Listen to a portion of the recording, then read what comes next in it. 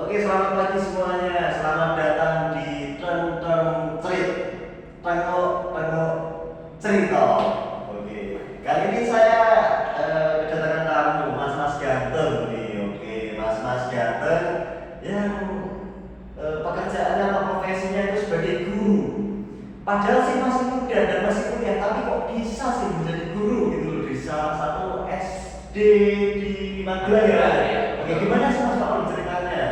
Ya, awal mulai itu karena saya pengen jadi seorang tenaga pendidik, seorang pengajar. Pertama, saya kuliah di Unisula, di Universitas Islam Sultan Agung Semarang, di program studi Pendidikan Bahasa dan Sastra Indonesia. Nah, mulai dari perkuliahan tersebut, kan pastinya saya untuk menjadi seorang tenaga pendidik, saya dicetak di Unisula, di prodi PBSI untuk menjadi seorang tenaga pendidik.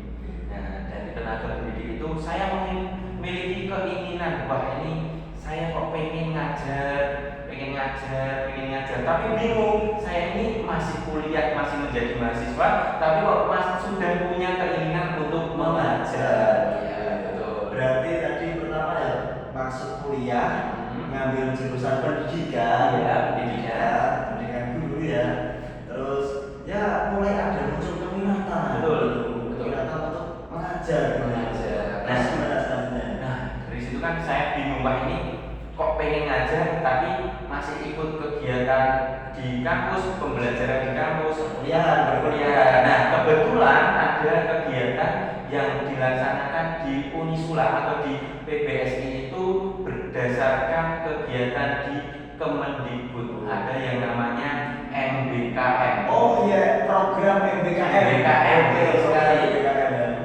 MBKM itu apa sih Mas? MBKM itu Merdeka Belajar Kampus Merdeka. Nah, di dalamnya ada 3 program yang salah satunya adalah kegiatan kampus mengajar. Berarti mungkin di kampus mengajar Mas Paul bisa menuangkan keinginan untuk menjadi ya tenaga didik gitu kan? Iya, seorang tenaga pendidik. Nah, dari situ saya kok pengen mengikuti program kampus mengajar. Kebetulan di prodi PBSI itu membuka untuk menjadi seorang tenaga pendidik. Nah, tapi masih dalam tahap mengajar di berbagai sekolah sembari mengikuti kegiatan perkuliahan. Masih dalam kuliah, bukan saya sudah selesai. Nah, itu sangat luar biasa. Di prodi PBSI Unisula itu saya bisa kuliah tapi juga bisa mengajar. Oh iya, Mas Paul itu mengambil kampus mengajar itu semester berapa Mas? Ya, kebetulan saya mengambil program kampus mengajar itu pada semester 5 ya, semester 5. Berarti baru 2 tahun kuliah, 4 semester kan? Ya, 4 semester. Langsung semester yang kelima langsung praktek Iya, mengajar. langsung praktek mengajar ya, 2 tahun.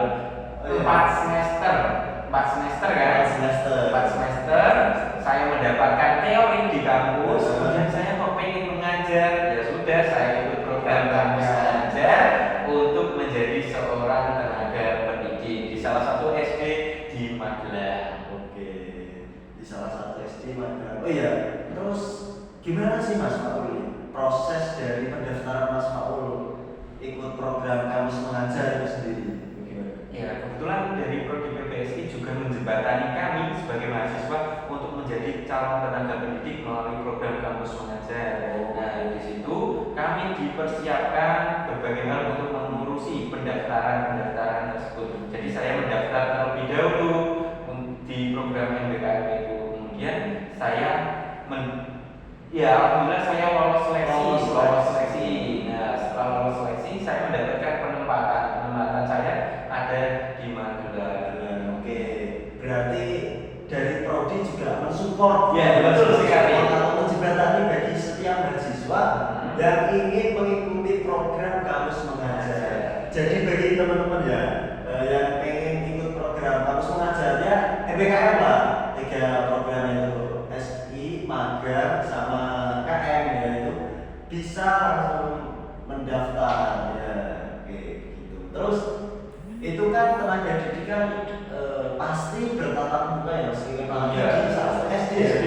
Oke, di SD kan pasti anak-anaknya mungkin rewel gitu dan lain-lain. Dia banyak yang ngereok gitu. Jelas ngereok ya.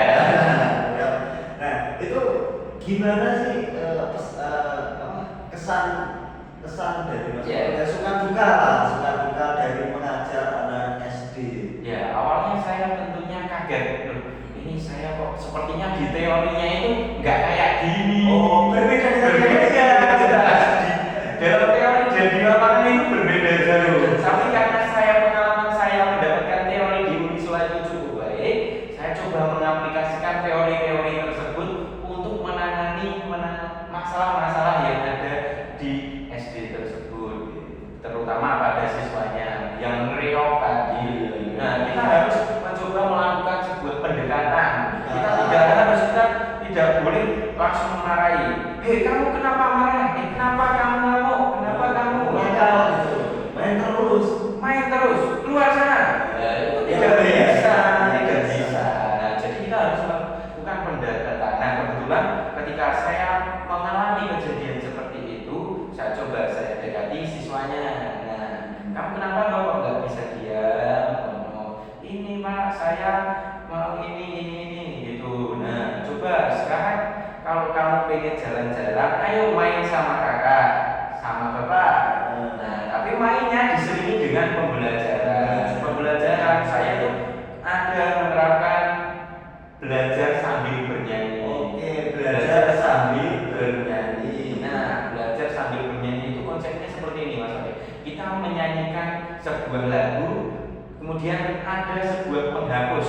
Penghapus itu dibawa, kemudian dipindah-pindahkan ke siswa itu. Jadi sembari menyanyi, kita memindahkan penghapus tersebut. Ketika lagunya selesai, misal dalam lagu Balonku Ada 5, nah, selesainya kan ada 2 gitu ya. Berarti itu yang kena. Nah, kemudian maju ke depan untuk mendapatkan sebuah hukuman. Oh, diberi hukuman tapi pembelajaran.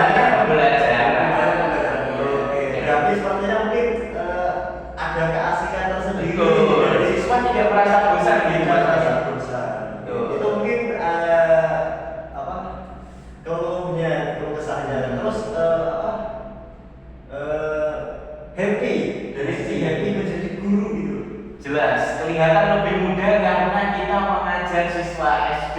Oh, siswa SD kan masih kecil-kecil, kita selalu menjadi satu di situ. Pasti banyak sekali kegiatan-kegiatan yang menyenangkan, yang membuat kita merasa have fun gitu loh, mengajar di SD gitu loh. Masih nggak terlalu kaku-kaku gitu. Berarti ya have fun bertemu anak-anak, bersaparia gitu. Oke, berarti keluh kesahnya dan sisi kesenangan dari menjadi guru itu juga ada. Bukan hanya keluh kesah menghadapi permasalahan pendidikan. Ya cuma itu aja, tapi ada kesenangan. Walaupun dari rumah kita posisi keadaannya males-malesan gitu, kita lagi bad mood gitu. Tapi ketika kita sampai di sekolah ketemu dengan siswa-siswa itu bisa senyum, bisa senyum gitu. Pokoknya muncul happy lah ketika kita sudah ada di sekolah bertemu dengan siswa-siswi. Oke, ini sangat luar biasa ya teman-teman, soalnya bisa memposisikan dirinya. Yang pertama sebagai mahasiswa, dia kan masih kuliah tapi juga mengajar juga di salah satu SD di Magelang kemarin. Oke, ini mungkin penutup pesan untuk calon tenaga pendidik. Ya, saya juga termasuk. Baik ya, calon tenaga pendidik yang kita semua calon tenaga pendidik ya. Pesannya apa ya Mas Wake? Ya, untuk kalian para calon tenaga pendidik pastinya fokus pada tujuan kalian untuk menjadi seorang tenaga pendidik. Tidak perlu memikirkan hal-hal material. Kalian menjadi satu tokoh yang mampu untuk mencerdaskan kehidupan bangsa. Salah satunya melalui bidang pendidikan tersebut, kita menjadi seorang tenaga pendidik.